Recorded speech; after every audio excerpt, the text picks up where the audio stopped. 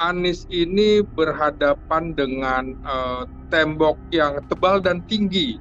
Sekurang-kurangnya Anies ini menghadapi 4 presiden secara langsung. Anies tuh merasa bahwa dia bisa berjalan tanpa partai politik. Nah, artinya kepercayaan diri yang berlebihan dari diri Anies itu menjadi blunder juga buat dirinya. Kalau di awal kemarin Anies di prank PDIP, kali ini kira-kira gantian PDIP yang di prank Anies, skor 1-1 begitu ya.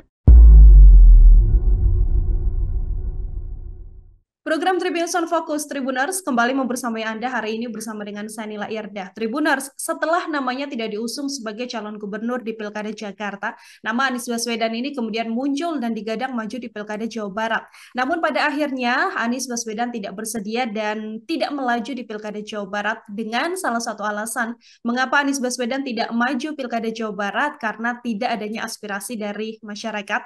Lantas bagaimana kemudian melihat pilihan politik dari seorang Anies Baswedan yang punya elektabilitas yang setidaknya cukup tinggi untuk bisa melaju di Pilkada 2024 ini? Saya akan berdiskusi dan sudah tersambung dalam sambungan Zoom bersama dengan pengamat politik Universitas Nasional atau UNAS, Bung Slamet Ginting. Bung Ginting, selamat sore. Terima kasih banyak sudah bergabung. Ya, selamat sore, Mbak Nila. Ya, Ya, selamat sore, Bung Ginting. Terima kasih menyempatkan waktunya. Kita beberapa hari lalu masih menerka-nerka apakah Anies Baswedan yang maju di Pilkada Jakarta atau tidak. Sekarang gamblang terbuka sudah semuanya, Bung Ginting. Tidak di Jakarta, terakhir dikabarkan akan di Jawa Barat juga, tapi akhirnya tidak di Jawa Barat dan tidak maju di Pilkada satupun. Saya ingin minta pengantar terlebih dahulu, Bung Ginting, melihat bagaimana dan dinamika yang terjadi terhadap sosok Anies Baswedan ini. ya, pertama ini saya bilang ini tragis ya secara demokrasi politik karena tingkat pengenalan Anies di Indonesia itu sudah sekitar 90%. Dan tingkat keterpilihan dia itu sudah sampai 70%. Maka itu saya berkali-kali bilang Anies adalah monster politik bagi penguasa. Dia mewakili simbol oposisi personal. Nah, kalau PDIP merupakan simbol oposisi kelembagaan secara institusional politik. Nah, ini menarik karena Anies ini berhadapan dengan tembok yang tebal dan tinggi. Sekurang-kurangnya Anies ini menghadapi 4 presiden secara langsung, ya, baik itu Presiden Jokowi yang memang secara politik itu berbeda pandangan dengan Anies, terutama soal ibu kota Nusantara, di mana Anies dalam debat Pilpres waktu itu mengatakan uh, berseberangan dengan Presiden Jokowi, artinya tidak akan melanjutkan itu. Berarti ini sebuah handicap bagi Presiden Jokowi. Kemudian dengan Presiden Prabowo kita pahami bersama, kemarin pada saat di Kongres PAN juga Presiden terpilih Prabowo Subianto kembali mengingat debat presiden di mana Anies memberikan nilai 11 dari 100 untuk bidang pertahanan di mana Prabowo menjadi menterinya. Ini tentu uh, perasaan Prabowo begitu tersinggung sekali, apalagi Anies itu sebelumnya diusung oleh Gerindra ketika menghadapi PDIP pada Pilkada Jakarta 2017 yang luar biasa pertarungannya. Yang ketiga tentu berhadapan dengan Presiden Megawati. Uh, kita pahami bersama residu dari Pilkada Jakarta di mana Megawati atau PDIP mengusung Ahok harus kalah dengan Anies Baswedan dengan isu-isu yang tidak mengenakan secara sara begitu. Jadi ada ideologi yang berseberangan sekali sehingga pada saat Anies juga sudah datang ke DPP PDIP pada saat pengumuman nama-nama calon kepala daerah ternyata kemudian tidak disebutkan namanya. Mega bahkan mengatakan kalau memang ingin uh, memakai perahu PDIP, masuk dong ke dalam perahu gitu. Kira-kira begitu, jangan dompleng. Nah, yang keempat, tentu saja kita ingat residu Pilpres di mana uh, Presiden SBY waktu itu, maksud saya mantan Presiden SBY tersinggung karena AHY dilepas oleh Anies begitu ya, yang harusnya menjadi calon wakil presidennya, Anies berbalik menjadi mendukung Muhaimin Iskandar. Jadi itu berhadapan dengan empat presiden, itu bukan persoalan yang mudah.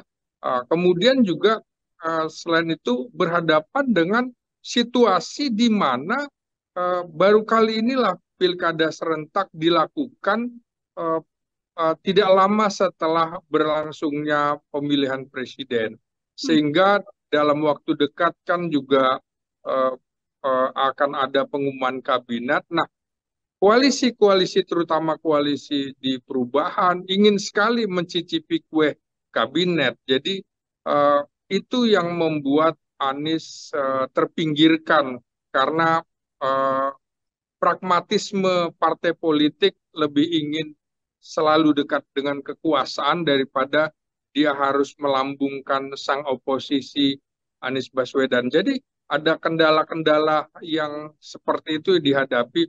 Anies pun secara personal tentu tidak memiliki logistik yang cukup kuat untuk berjalan sendiri dalam pilkada kali ini begitu. Oke, ada banyak hal ya yang menjadi Iya, faktor mengapa kemudian banyak Anies variabelnya. yang sedianya punya elektabilitas cukup tinggi begitu ya, Bung Ginting, pada akhirnya tidak bisa punya satu perahu pun untuk melaju. Kan kalau kita mengamati juga Anies Baswedan ini adalah sosok yang juga enggan untuk bisa dikaderkan menjadi salah satu kader di partai politik. Apakah keputusan Anies Baswedan untuk tidak mau menjadi salah satu kader partai juga menjadi salah satu alasannya, Bung? Persis, ini jadi masalah. Kan dari awal, misalnya dulu Anies pernah mengikuti, Anies adalah deklarator Ormas Nasdem, Ya. tapi Anies tidak masuk dalam Partai Nasdem. Anies ikut konvensi Partai Golkar, Partai Demokrat, tapi juga tidak bergabung ke dalam Partai Demokrat. Anies diusung oleh Gerindra, Anies tidak masuk ke Partai Gerindra. Anies juga didukung terus-menerus oleh PKS, Anies pun tidak masuk ke dalam PKS. Bahkan kemarin PKS kan menawarkan kalau bisa Anies di PKS kan begitu juga. Kan ada rumor juga berkembang, mengapa Anies tidak di Nasdem kan, tidak di PKB kan, tidak di PDIP kan. Nah, jadi memang Anies tuh merasa bahwa dia bisa berjalan tanpa partai politik. Nah, artinya kepercayaan diri yang berlebihan dari diri Anies itu menjadi blunder juga buat dirinya, karena partai politik adalah jalan untuk mekanisme kepemimpinan nasional itu mesti melalui partai politik, sehingga mereka akan tetap mendahulukan kader-kadernya ketimbang orang luar yang tingkat loyalitasnya tentu saja akan diragukan bila dibandingkan dengan kader partai itu sendiri. Jadi menurut saya ke depan sebaiknya Anies itu bergabung saja ke dalam partai politik, atau dia membuat partai politik sendiri, tapi biayanya akan sangat mahal, tidak mudah. Banyak tokoh-tokoh membuat partai politik tapi kemudian berantakan begitu saja. Sekaliber Anas Urbaningrum, Anies, kemudian Amin Rais sekalipun gagal, termasuk Wiranto segala macam kan, Hanura juga nggak bisa apa-apa sekali begitu. Oke, jadi memang tidak selalu kemudian sebelum-sebelumnya Anies bisa maju tanpa menjadi kader ya, Bung Ginting ya. Di situasi Ya, Pilkada 2024 kali ini nyatanya strategi tersebut tidak bisa berlaku dan membuat Anies tidak bisa berlayar satupun. Kalau kita mengamati Bung Ginting, awalnya di Jakarta ada PKS yang akan mengusung Anies, tidak jadi juga. Last minute kemudian PDIP mengatakan bisa mengusung Anies, tidak jadi juga. Bahkan Last minute sekali tengah malam menuju 23.59, 29 Agustus begitu ya, akan maju di Jawa Barat. Tapi akhirnya Anies Baswedan memutuskan untuk tidak maju dengan alasannya adalah tidak ada aspirasi dari masyarakat. Apakah kemudian Bung Ginting melihat keputusan Anies Baswedan tidak maju di Pilkada Jawa Barat adalah keputusan yang sudah cukup tepat, Bung? Ya, tergantung perspektifnya dilihat dari mana, karena bisa juga keputusan ini menjadi keputusan blunder ya bagi Anies Baswedan. Nah, kenapa kemudian, karena tanpa partai politik dia juga akan menghadapi kesulitan, tidak ada mesin partai politik yang akan mendukungnya. Ini kan ada pernyataan sebelumnya dari Megawati, bagaimana Megawati dengan kepercayaan diri lagi-lagi yang terlalu berlebihan memarahi Airin begitu ya, sehingga harga diri seseorang juga jatuh. Kita ingat pernyataan Megawati terhadap Jokowi, tanpa PDIP lu bukan siapa-siapa, kan kira-kira begitu. Nah, mungkin Anies juga ada psikologis kalau kemudian dianggap petugas partai begitu nantinya, seperti yang dialami oleh Jokowi. Dan ini kan Megawati tanpa tedeng aling-aling dan harus ikut apa kata dia. Nah, saya kira Anies mempunyai beban psikologis kalau harus tetap bersama PDIP karena seperti itu. Di mana hal lainnya adalah secara garis ideologi agak berbeda. Anies itu banyak didukung oleh kalangan moderat ke kanan, ke Islam begitu ya. Sementara PDIP kan cenderung moderat ke kiri. Dan ini ideologi yang tidak mudah disatukan juga menjadi handicap, walaupun sebenarnya kalau Anies maju di Jakarta seperti saya kemukakan beberapa hari lalu, peluangnya untuk menang sangat tinggi sekali. Begitu juga untuk Jawa Barat, karena Anies bisa mengklaim karena dirinya lahir di Kuningan, Cirebon. Ya, jadi bisa mengaku sebagai orang Jawa Barat. Dan yang menarik adalah Jawa Barat adalah provinsi dengan jumlah pemilih terbesar di Indonesia, sehingga semua ingin masuk di situ. Maka PDIP yang semula tidak mencalonkan Anies di Jakarta berpikir ulang bahwa dia harus merebut Jawa Barat juga. Tapi kalau di awal kemarin Anies di prank PDIP, kali ini kira-kira gantian PDIP yang di prank Anies, skor 1-1 begitu ya. Ya, satu-satu ya, Bung ya. Iya.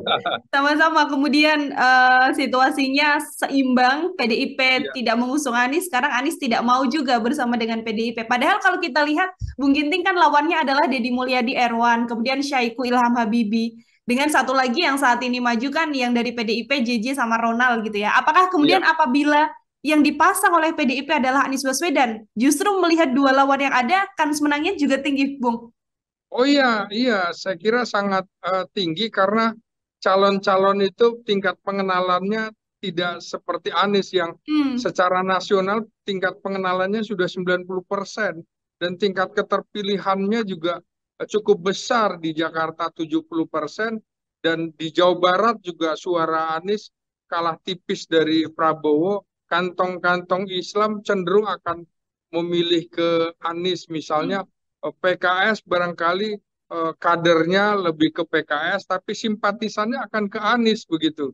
Nah, ini juga yang ceruk ini yang akan dimanfaatkan oleh PDIP, dan mungkin Anies punya pemikiran lain, karena belum lama juga beredar bahwa dia akan membuat partai yang dinamakan Partai Perubahan. Kita tunggu saja apakah memang berani mengambil momentum itu. Momentum 5 tahun dizolimi akan semakin meningkatkan tingkat kepercayaan publik terhadap dia. Politik itu sangat dinamis sekali. Ini yang kemudian jadi pertanyaan di Jakarta sendiri, Bung Ginting. Elektabilitasnya tinggi seorang Anies Baswedan, artinya masanya juga cukup banyak begitu. Banyak keresahan atau kemudian dilema di masyarakat, nanti saya akan memilih siapa kalau bukan Anies Baswedan begitu ya. Artinya ceruk pemilih atau pendukung Anies Baswedan ini kan juga pasti harus bisa diambil oleh kandidat yang maju begitu ya di pilkada. Iya. Pun apakah kemudian Anies Baswedan sedianya seharusnya sikap politisnya bisa menunjukkan keberpihakan atau kecondongan pada salah satu kubu, Bung, atau harusnya seperti apa dengan tidak maju di pilkada ini? Iya, tentu tiga pasangan ini akan juga berharap Hmm, supaya Anies turut mendukung calonnya. Seperti PDIP kan berharap bahwa Anies akan menjadi bagian dari tim kampanye ya. PDIP. Apakah Anies mau seperti itu? Lagi-lagi semuanya akan berhitung untuk pemilu dan pemilu presiden 2029. Tentu PDIP juga tidak ingin Anies itu begitu menonjol ketimbang kader-kader PDIP untuk menghadapi pemilu presiden 2029. Semula kan saya perkirakan kalau Anies mau dipasangkan sebagai calon gubernur Jakarta oleh PDIP atau di Jawa Barat, maka ini potensial sekali untuk akan berhadapan dengan Prabowo Subianto pada pemilu 2029 mendatang, dan Anies kemungkinan bisa berpasangan dengan Puan Maharani, Putri Mahkota PDIP. Nah, kita tunggu saja apakah kemudian momentumnya seperti apa, Hmm. dan kekhawatiran justru eh, tingkat golput di Jakarta akan jauh lebih tinggi ketimbang di daerah lain karena kecewa Anies Baswedan tidak masuk dalam kancah kontestasi pemilu gubernur kali ini. Jadi Hmm. semua menyayangkan juga Anies tidak maju, Ahok tidak maju, malah orang yang tidak dilirik sama sekali, yang elektabilitasnya rendah di Jakarta seperti Ridwan Kamil justru didukung oleh sekitar 14 sampai 16 partai politik begitu. Oke. Ini kan juga karir politik dari Anies Baswedan yang tidak bisa dititih gitu ya selama 5 tahun di pilkada ini kan menjadi PR besar juga bagi Anies. Tadi Bung Ginting sempat menyinggung bisa membuat partai atau bisa membuat kecenderungan untuk bersikap begitu, apakah mendukung salah satu paslon atau tidak. Tapi kalau Bung Ginting membaca bagaimana kemudian nanti nasib karir politik Anies Baswedan ini dengan tidak di pilkada berjalannya, apakah juga akan sulit karena menghadapi 4 kepala negara begitu ya sekaligus Ya, dengan simbol kekuasaan atau seperti apa, Bung? ya, kita tentu masih menunggu juga apakah akan ada revisi undang-undang pilkada, karena dengan kecenderungan-kecenderungan seperti ini kan akhirnya orang berpikir bahwa eh, eh, tentu tidak mudah juga bagi seseorang untuk bisa tampil kalau tidak ada aturan, misalnya seluruh partai menguasai untuk mendukung salah satu calon sehingga calon lain tidak punya kesempatan. Mungkin ke depan juga perlu diatur, misalnya regulasinya boleh didukung oleh berapa partai dengan jumlah berapa. Jangan sampai nanti dukungan sampai 95%. Nah, itu kemudian juga tidak akan ada kompetisi, tidak akan ada demokrasi politik. Kita masih menunggu apakah ke depan masih akan ada pemilu langsung atau tidak langsung. Kita juga belum tahu, politik sangat dinamis sekali, dan Mhm. posisi Anies juga akan dilihat momentumnya. Kalau ada, saya kira juga koalisi Indonesia Maju tidak akan bisa bertahan begitu lama karena eh, Prabowo itu kan relatif jauh lebih demokratis ketimbang Jokowi, maka pelan-pelan kan sudah muncul partai politik keluar dari koalisi Indonesia Maju di sejumlah daerah begitu, tidak menyatu, dan ini juga menjadi tanda tanya besar nantinya, dan saya kira untuk 5 tahun ke depan bisa-bisa orang Indonesia ini kan lebih tertarik kepada orang yang terkesan dijolimi, malah Ya. kemudian bisa menjadi nilai positif bagi Anies, tergantung kemudian apa yang akan terjadi dalam 1-2 tahun belakangan ini nanti. Hmm. Politik itu sulit diduga, hal Hmm. yang mustahil bisa terjadi. gitu. Betul, hal yang mustahil bisa terjadi. Maha membolak-balikan ya dunia politik ya, Ya, Bung Ginting ya. Situasinya cair sekali hari ini, detik ini bahkan situasinya apa, 1 jam, 2 jam mendatang sudah bisa berbeda begitu. ya. Bung, ini di Jakarta yang paling menjadi sorotan dengan tidak adanya Anies Baswedan yang maju. Kalau dari analisa Bung Ginting, apakah juga akan berjalan menarik atau ya begitu saja berlalu begitu Pilkada Jakarta, Bung? Saya kira Pilkada Jakarta menjadi tidak menarik lagi Hmm? karena tidak ada tokoh-tokoh sekaliber Anies, Ahok ataupun Erick Thohir misalnya, Ya. Sandiaga Uno tidak muncul di situ, Hmm. tapi malah seperti Pramono Anung yang sudah lama tidak muncul selama 5 tahun di depan publik karena tugasnya sebagai sekretaris kabinet adalah orang dapur di dalam Hmm. istana begitu. Jadi sulit sekali. Begitu juga Ridwan Kamil kan dianggap bagi warga Jakarta, medsosnya kan dimunculkan lagi. Nah ini dulu orang yang nggak suka sama anak-anak Jakarta gitu ya. Nah ini problem-problem ini juga akan bisa terlihat, terutama misalnya bagaimana kelompok Islam akan cenderung memilih Ridwan Kamil yang berpasangan dengan Suswono. Saya kira kecenderungannya akan lebih ke sana. Nah, sementara yang PDIP menurut saya akan berat sekali karena tidak mampu merangkul kelompok Islam Hmm. politik gitu ya, yang cenderung Jakarta ini Islam itu sangat kuat sekali pemilih Islam. Dari pemilu 55 misalnya Masumi menang, kemudian pemilu 77 juga P3 menang, ini juga PKS pernah menang. Jadi kecenderungan kelompok-kelompok Islam terutama di Jakarta Selatan dan Jakarta Timur yang cenderung lebih memilih Anies, bisa-bisa ini akan menjadi golput ya. Hmm. Tinggal bagaimana Suswono dari PKS akan merangkulnya. Tapi kalau yang Betawi tentu kemungkinan Rano Karno, Sidul anak sekolahan, Sidul Ya. anak Betawi barangkali akan bisa mengambil hati mereka.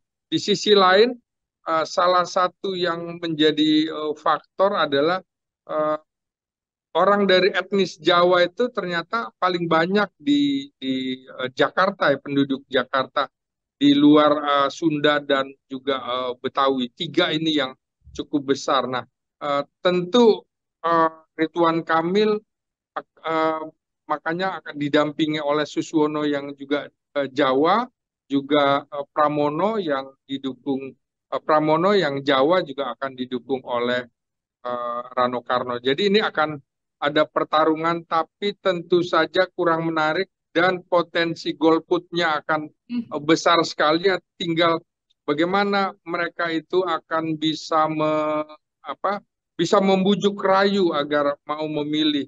Nah, kalau calon perseorangan menurut saya belum bisa diharapkan hanya jadi pelengkap saja dalam kontestasi kali ini. Oke, sebagai pelengkap saja, artinya kan kalau kita melihat ada 3 kandidat, nanti akan ada 2 putaran begitu ya, Bung Ginting ya. Kita bisa langsung melihat saja berarti bagaimana nantinya di Jakarta adalah pertarungan antara Ridwan Kamil Suswono dan juga Pramono Anung Rano Karno seperti itu. Terakhir dari saya, Bung Belum Ginting. belum tentu 2 putaran karena Mhm. siapapun yang bisa meraih 50% plus 1 dia langsung bisa menang gitu. Oke, dan ada kemungkinan bahwa di Pilkada Jakarta di situasi Kim Plus dengan 12 partai politik ini Ridwan Kamil Suswono bisa langsung memenangkan 1 putaran, Bung Ginting. Belum tentu Hmm. karena faktor yang dominan dan determinan dalam pemilu presiden, pemilihan gubernur, wali kota, bupati, justru adalah aktor politiknya, bukan mesin politiknya. Hmm. Kalau Kim itu maju dalam pemilihan di DPR, di mana paling banyak dukungan partai politik, iya pasti menang. Ya. Tapi ini kan juga faktor Ridwan Kamil juga belum begitu mengemuka ya. Malah mungkin tingkat pengenalannya, popularitasnya ada pada Rano Karno gitu Hmm. dibanding yang calon-calon yang lain begitu. Oke, masih belum bisa dilihat juga bagaimana kemudian dinamika yang akan terjadi di Pilkada Jakarta. Ini Ya, Anies Baswedan terakhir saya sempat berbincang Bung Ginting bersama ya, dengan juru bicaranya mengatakan dari tim Anies Baswedan sendiri merasa ada gerakan bawah tanah yang memang membuat situasinya agar Anies Baswedan ini tidak maju di Jakarta begitu ya. Sebagai pengamat politik, apakah Bung Ginting juga melihat yang sama, Bung? ya. Di awal justru saya bilang kan bahwa Anies menghadapi tembok yang tinggi dan tebal. Ya. Antara lain adalah empat presiden yang harus Mm-mm. dihadapi, kemudian juga berhadapan dengan koalisi partai yang ingin masuk dalam pemerintahan, ingin mencicipi kekuasaan, Mm. termasuk PKS yang begitu lama 10 tahun menjadi oposisi. Mereka tidak ingin lagi mendekat dengan cap oposisi, baik Mm. oposisi personal seperti Anies Baswedan maupun oposisi institusional seperti PDIP. Jadi memang PDIP dan Anies dianggap sebagai musuh bersama. Sayangnya di antara keduanya juga ada kendala-kendala yang belum bisa menyatukan secara ideologi, secara psikologi politik, secara sosiologi politik gitu. Oke, luar biasa sekali Bung Ginting. Terima kasih banyak untuk kesempatannya berbincang hari ini. Semoga di lain kesempatan kita bisa berdiskusi kembali sembari melihat apa langkah politik nanti ya yang akan diambil oleh seorang Anies Baswedan yang pastinya akan mempengaruhi juga masa yang mendukung Anies Baswedan di Jakarta atau mungkin di Jawa Barat juga pasti ada pendukungnya juga. Bung Ginting, terima kasih sekali lagi untuk kesempatannya berdiskusi hari ini. Semoga lain kesempatan ada waktu kembali berdiskusi. Selamat beraktivitas kembali, Bung Ginting. Baik, Dila, terima kasih. Ya, terima kasih banyak pengamat politik Universitas Nasional UNAS Selamat Ginting. Tribuners membersamai kita dalam Tribun Fokus hari ini. Nantikan obrolan saya dengan sejumlah narasumber lain dan tema-tema lain yang pasti. Saya Nila Irda pamit undur diri. Terima kasih dan sampai jumpa. Download Tribun X sekarang. Menghadirkan lokal menjadi Indonesia.